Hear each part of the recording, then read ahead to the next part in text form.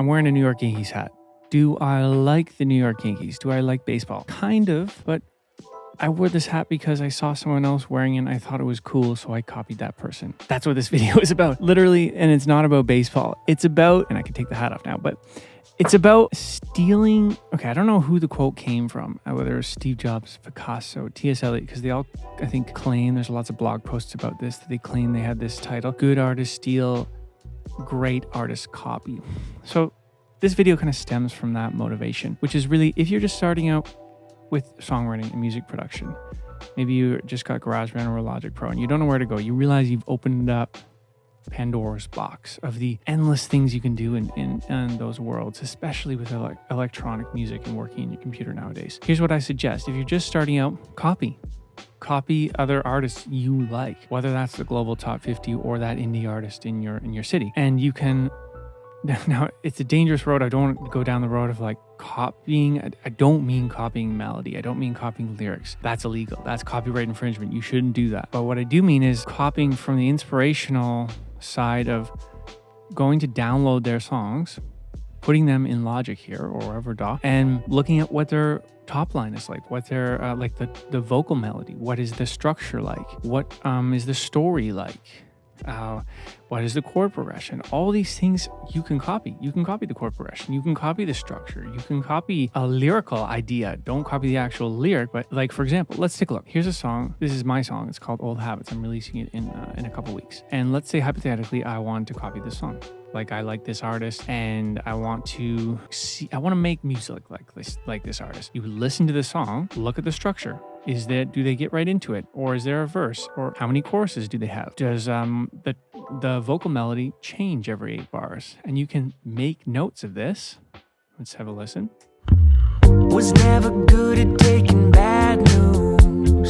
Don't know what I'm doing alone. So maybe I'm hoping that you'll come through while I'm staring at the dots on my phone.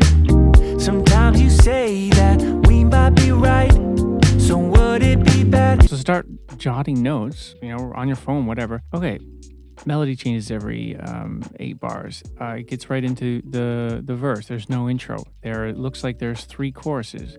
Looks like there's a bridge. Then you can go out and write a song like this. You can actually produce a song like this. You can even go so far as, like, if you just want the practice of producing, you could just copy the production outright. Don't publish it though, because then that would actually be copyright infringement. So, but the other things, if you want to put your own vibe on it, write your own lyrics, write your own melody, but look at the structure and take the melody and take inspiration from it. And eventually, if you do that for a couple of years, you're going to get really good, and that's going to just build your skill set. It's going to give you the tools to then go out on your own.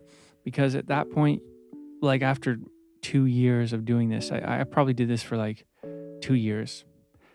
Then I was flirting, throughout those 2 years, I flirted with the idea of like, okay, doing my own thing, because you just don't want to be a copycat the whole time, because there's something about that just feels like slimy in a way. You want to put your own stamp on it, lyrically, emotionally, in the production, in the melody, whatever. And a lot of that time has to come with the emotion you put in with your voice. But you eventually want to color outside the lines yourself and do what's different and make a different sound that you can be eventually known for, because then that's what's going to set you apart. But at the beginning, and what this video is about, is you don't know what to do.